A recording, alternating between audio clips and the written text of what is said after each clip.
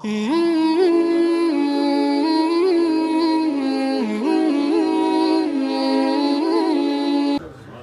گرامی وہ عیسائی بھی دیکھتے تھے تو پہچان رہے تھے. 18 برس کے سن میں یہاں تک کہ پورے مکے میں شہرت ہو گئی کہ جس تجارت میں جس بزنس میں محمد ہوں اس میں برکت زیادہ ہو جاتی ہے، منافع زیادہ ہوتا ہے، پروفٹ زیادہ ہوتا ہے. کہ یہاں تک کہ 18 برس کے سن سے شہرت ہوتے ہوتے جب 24 برس کے ہوئے تو جناب خدیجۃ الکبریٰ نے شہرہ سنا رسول خدا کا، جو ملیکۃ العرب تھی. سننا چاہیں گے؟ ملیکۃ العرب یعنی جو کوئین آف عربیہ کہہ لیجیے آپ سمپل الفاظ کے اندر. کیوں کوئین کہا جاتا تھا؟ کہ وہ ملکہ نہیں تھی. ملیکۃ العرب سے کہا جاتا تھا کہ the most wealthy woman of the Arabian Peninsula، کہ اس پورے علاقے کی سب سے زیادہ دولت مند خاتون تھی، اس لیے ملیکۃ العرب کہا جاتا تھا. جب انہوں نے شہرت سنی تو ان کا ایلچی تھا یا پرسنل اسسٹنٹ کے لیے یہ کہتے ہیں آپ حضرات، کیا کینیڈا کے الفاظ مجھے نہیں معلوم ہے، تو ان کا جو منشی تھا، اب یہ الفاظ فارسی کا لفظ منشی ہے، اب میں جتنے بھی الفاذ سوچ رہا ہوں یہی الفاظ ذہن میں آ رہے ہیں. تو ایک مرتبہ نام میسرہ تھا. میسرہ سے کہا اپنے پرسنل اسسٹنٹ سے، خادم سے جو ان کے گھر میں ملازم تھا، کہا کہ میسرہ میں نے سنا ہے کہ محمد کے ہاتھ میں بہت برکت ہے، ہماری طرف سے ذرا دعوت دو کہ وہ ہمارا مال تجارت مکے سے شام لے جائیں. تو کہا کہ بی بی میں آپ کی بات پہنچا دوں گا لیکن فیصلہ انہی کے ہاتھ میں ہے. کہ وہ ہم بھی جانتے ہیں. کہ ہماری طرف سے دعوت دو. تو رسول خدا نے کہا کہ ٹھیک ہے مجھے دعوت قبول ہے لیکن میری کچھ شرائط ہے. کہ اگر درخواست کروں کہ شرائط انہی کو بتا دیں کیونکہ مالک کا وہ ہے. پتہ نہیں بات پہنچ رہی ہے نہیں پہنچ رہی. رسول خدا نے کہا ٹھیک ہے شرائط بتانے پہ تیار ہوں. تو ایک مرتبہ جناب سرور کائنات نے کہا میری یہ شرائط ہیں، ہر مال تجارت نہیں لے جاؤں گا. میری شرائط سے کنڈیشنز ہیں، ہر مال تجارت نہیں لے جاؤں گا. کچھ مال تجارت میرے لیے لے جانا جائز ہے، کچھ ناجائز ہے. بھئی ابھی شریعت کا نزول شروع نہیں ہوا، پیغمبر حلال و حرام بتا رہے ہیں. تو ایک مرتبہ کہا کہ میرے نزدیک کچھ جائز ہے کچھ ناجائز. جناب خدیجہ نے کہا جو آپ کے نزدیک جائز ہے وہ ہمیں قبول ہے، جو آپ کے نزدیک ناجائز ہے وہ ہمیں قبول ہے. بس ہم آپ سے درخواست کرتے ہیں کہ ہمارا مال تجارت آپ شام لے جائیے. پیغمبر اسلام نے کہا ہمیں قبول ہے لیکن جب ہم مال تجارت لے جائیں گے تو اس کے اندر پھر اتنا حصہ منافع کا میرا ہوگا. تو فوراً جناب خدیجہ نے کہا کہ بالکل ہمیں قبول ہے کہ جو بھی مال تجارت لے جائے گا اس کا اس میں شیئر ہوگا. کہا ٹھیک ہے.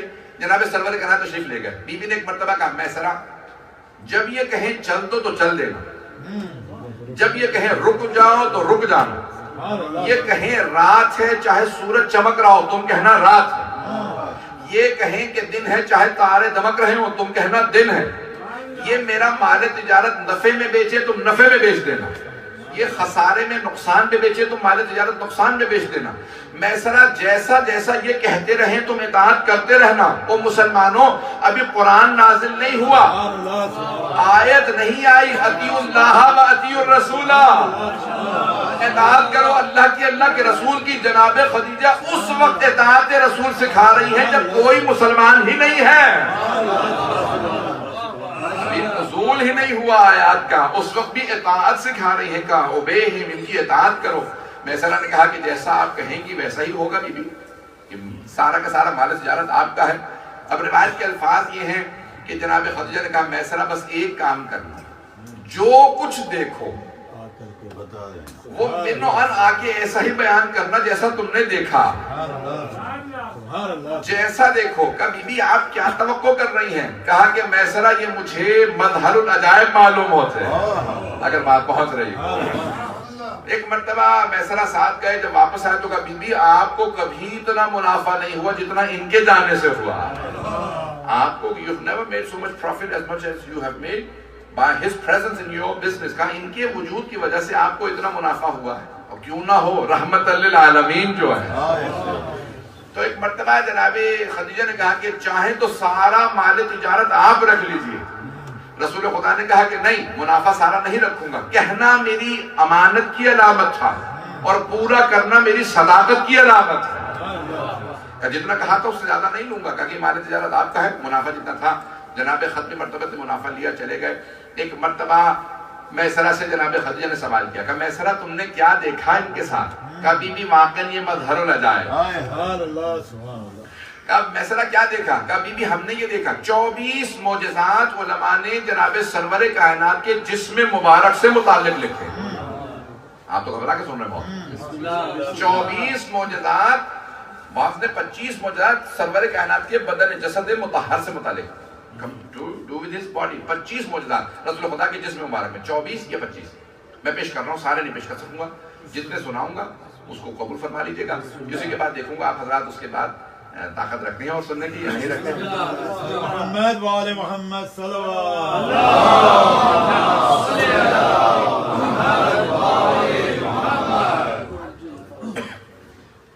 رضوان گرامی، ایک مرتبہ جناب خدیجہ سلام علیہ نے سوال کیا، حق الیقین میں ہے، بحر الانوار میں ہے، ظاہر اور بہت سی کتابوں میں ہے. تو میں حق الیقین سے پیش کر رہا ہوں جو ہماری عقائد کی بہت بڑی کتاب ہے، علامہ مجلسی کی اواخر عمر کی last days he wrote one of these books, حق الیقین on عقائد. 2 والیومز میں ہیں. تو اس میں فرماتے ہیں کہ 24 معجزات رسول خدا کے جسم میں تھے جو بیان کی ہیں علماء نے اپنی کتابوں میں لکھے ہیں. تو کہا میسرہ کیا دیکھا؟ کبھی بھی ہم نے دیکھا ہے بلند قامت سے بلند قامت آدمی. No matter how tall a person is, when he stands next to Muhammad صلی اللہ علیہ وسلم، کہ بلند قامت سے بلند قامت جب ان کے ساتھ کھڑا ہوتا ہے تو سر سے لے کے گردن تک چھوٹا نظر آتا. ان کے خالق کو یہ منظور نہیں ہے کوئی ان سے اونچا نظر آئے. میں پہنچا نہیں پا. اب اگر رسول خدا کبھی نواسوں کو کاندھوں پہ بٹھائیں تو مانو نا اللہ نے اجازت دی تھی. تو کہا کہ بی بی بلند قامت سے بلند قامت آدمی، سر سے لے کے گردن تک ان سے چھوٹا نظر آتا. کہا میسرہ اور کیا دیکھا؟ کہا بی بی ہم نے دیکھا جب یہ کسی جگہ سے گزرتے ہیں تو درخت جھکنے لگتے ہیں، درخت ان کے سامنے جھکنے لگتے ہیں. کہا میسرہ اور کیا دیکھا؟ کہا بی بی ہم نے دیکھا جب یہ سفر کر رہے ہوتے ہیں ہمیشہ ان کے سر پہ ایک ابر رہتا. There's always a cloud on top of his head. کہا کیوں؟ کہا کہ ان کا سایہ بھی نظر نہیں آتا. ان کے خالق کو اتنا منظور نہیں ہے کہ ان کے سائے پہ بھی کسی کے پاؤں آ جائیں. اب اگر فتح مکہ پہ پیغمبر کسی سے کہیں کہ کاندھے پہ سوار ہو کے بتوں کو توڑ دو تو مانو نا اللہ نے کہا تھا.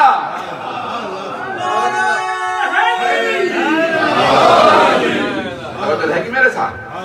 میسرہ اور کیا دیکھا؟ ابھی تو میں نے صرف 3 معجزات پیش کیے ہیں، میں آگے پڑھنا چاہ رہا ہوں. کہ میسرہ اور کیا دیکھا؟ کہ بی بی ہم نے دیکھا اگر یہ سنگریزے اٹھا کے ہاتھ پہ رکھ لیں، سنگریزے پتھر بھی، if he picks up pebbles and places them on his hands, those pebbles do تسبیح.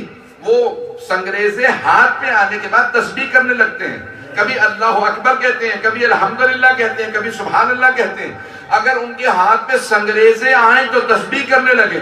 اور وہ جو آل آغوش میں پلی ہو، وہ جو آغوش میں پلے ہو، سوچئے ان کا مقام کیا ہوگا کہ جن کے ہاتھ میں عام پتھر آئے تو ایسا ہو جائے. مجھے یاد نہیں ہے ترتیب کتنے معجزات پیش کر چکا، جہاں تک پیش کرتا رہوں گا ساتھ چلتے رہیے گا. کہا میسرہ اور کیا دیکھا؟ کہا بی بی ہم نے دیکھا کہ اتنا طولانی سفر تھا اس زمانے کا سفر کہ پیدل جا رہے ہیں ہم دمشق تک مکے سے لے کے. کہا اتنے ہفتے جانے میں لگے، اتنے ہفتے آنے میں لگے، وہاں پہ رکے، مال تجارت بیچا. کہا اس دوران ہم سب لوگوں کے ناخون بھی بڑھتے تھے، بال بھی بڑھتے تھے. کہ ان کے کبھی نہ ناخن بڑھے نہ بال بڑھے. توجہ ہو. کہ منہ مبارک، رسول خدا کے منہ مبارک آ جاتا، سر کے داڑھی کے. کہ بال نہیں بڑھے، کہیں کہ ایسا نہ ہو کہ کاٹ کے پھینک دیں لوگوں کے پاؤں آئیں. توجہ توجہ توجہ. یہاں تک روایات میں اہل سنت و شیعہ سب نے لکھا کہ پیغمبر اسلام نے زندگی میں بال نہیں کاٹے، صرف حجۃ الوداع کے موقع پہ، آخری حج پہ جب سر کو منڈوایا تو ایک مرتبہ جب کسی نے شیو کیا تو سارے صحابہ نے رسول اسلام کے منہ مبارک ہاتھوں میں لے لیے کہ آپ نے اپنے پاس کچھ منہ مبارک رکھ لو، جب بھی دعا مانگنی ہوگی دعا قبول ہو جائے گی. آج تک پوری دنیا کے اندر آپ کو منہ مبارک ملیں گے کہ لوگ سرور کائنات کے منہ مبارک رکھتے ہیں. مجھے تعجب ہے، ماننے پہ آئیں تو بالوں کو مان لیں، ماننے پہ آتے ہیں تو بال کو مان لیتے ہیں، نہیں ماننے پہ آتے تو آل کو نہیں مانتے. یا رسول اللہ،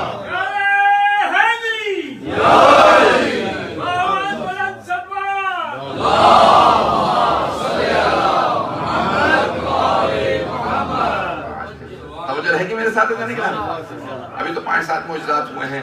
کہا کہ میسرہ اور کیا دیکھا؟ یہ بی بی کا بار بار پوچھنا میسرہ اور کیا دیکھا اور کیا دیکھا، یعنی بی بی بھی شوق کا اظہار فرما رہی ہے کہ مجھے بھی پیغمبر کے فضائل سننے کا شوق ہے. کہا بی بی ہم نے یہ دیکھا ہے کہ جب اس سفر کے اندر کسی بھی مقام پہ پانی کی قلت ہوتی تھی کہ کسی کنویں میں پانی نہیں ہے، خشک کنواں ہے، یا پانی ہوتا تھا کھارا پانی ہوتا تھا، ڈرنکیبل نہیں ہوتا تھا، یہ اپنا لعاب دہن ڈالتے تھے، وہ خشک کنواں پانی سے بھر جاتا تھا، کھارا پانی میٹھا ہو جاتا تھا، جس کے لعاب دہن کا اثر ایسا ہو، سوچو اس کے خون کا اثر کیسا ہوگا۔ بات پتہ نہیں پہنچ رہی ہے نہیں پہنچ رہی ہے۔ کہا کہ فیصلہ اور کیا دیکھا؟ کہا کہ بی بی ہم نے یہ دیکھا ہے کہ جب یہ سفر کر رہے ہوتے نا، جہاں سے گزر جائیں 1 سے 2 دن تک خوشبو آتی رہتی ہے، اور وہ خوشبو بتاتی ہے کہ ان کے جسم کی خوشبو ہے، وہ کسی پرفیوم میں نہیں ہے، کسی عطر میں نہیں ہے، توجہ، وہ کسی بھی عطر کے اندر نہیں پائی جاتی، جیسی خوشبو ان کے جسم سے آتی ہے۔ اب تو جناب سیدہ کی خدمت میں کہتے ہیں معذر گرامی انی اشم عندک رائحۃ طیبۃ کانھا رائحۃ جد رسول اللہ، معذر گرامی آپ کے پاس سے ایسی خوشبو آ رہی ہے جیسی نانا کے بدن سے آتی ہے۔ ہم نے صرف 2 نواسے تاریخ میں ایسے دیکھے ہیں جو نانا کی خوشبو سے بتاتے ہیں نانا گھر میں موجود ہے۔ 1 سے 2 دن تک مشرک و کافر بھی اگر گزرتے تھے تو کہتے تھے محمد گئے ہوں گے۔ کیسے پہنچے تھے وہ غار ثور تک؟ کہا کہ ہمیں خوشبو بتا رہی ہے جیسی ان کے بدن سے خوشبو آتی ہے، اس راستے سے آ رہی ہے۔ مشرک و کافر بھی کہتے تھے کہ ان کے بدن سے خاص خوشبو۔ اذان گرامی تھوڑی سی اور توجہ کیجیے گا، ابھی 8-10 معجزات ہوئے ہیں، 8-10 اور پیش کر دوں اگر فیصلہ اور کیا دیکھا؟ کہ بی بی ہم نے یہ دیکھا ہے کہ مکھیاں مچھر جب راستے میں ہوتے تھے، کسی جگہ پہ گندگی ہوتی تو مکھیاں اور مچھر ان پہ کبھی نہیں بیٹھتے تھے، ہمیں تنگ کرتے تھے، ان پہ نہیں۔ یہاں تک کہ صحابہ بھی کہتے ہیں یا رسول اللہ یہ اس علاقے کے اندر اتنی مکھیاں، لیکن ہمارے پاس مکھیاں ہیں، آپ پہ مکھی نہیں آتی۔ کہ اللہ نے میرے چاروں طرف حصار رکھا ہے کہ انہیں قریب نہیں آنے دیتا، یہ مکھیاں مچھر بھی میرے قریب نہیں آ سکتے۔ عزیزان گرامی اب سوچئے کہ خالق کو کتنی محبت ہے اپنے حبیب سے۔ اب میں ایک صرف جملہ کہہ کے آگے بڑھوں گا، اگر پیغمبر کا کوئی جانشین بننا چاہتا ہو، ساری صفات نہ رکھتا ہو تو کچھ تو صفات دیکھو جس میں پیغمبر جیسی صفات ہو اسی کو جانشین پیغمبر مانو، جس میں کوئی بھی صفت نہ ہو اسے جانشین نہ ماننا، سمجھنا یہ کچھ اور ہے، پیغمبر کچھ اور تھے۔ بہت رہی ہے جانے گرامی، جو جانشین سرور کائنات ہوگا اس میں کچھ صفات تو بتائیں گی، اس لیے کہا جاتا ہے اہل بیت میں وہی صفات تھی۔ علی علی حق ہے، علی حق ہے، علی حق ہے، علی علی جدھر حق ہے ادھر مولا، جدھر حق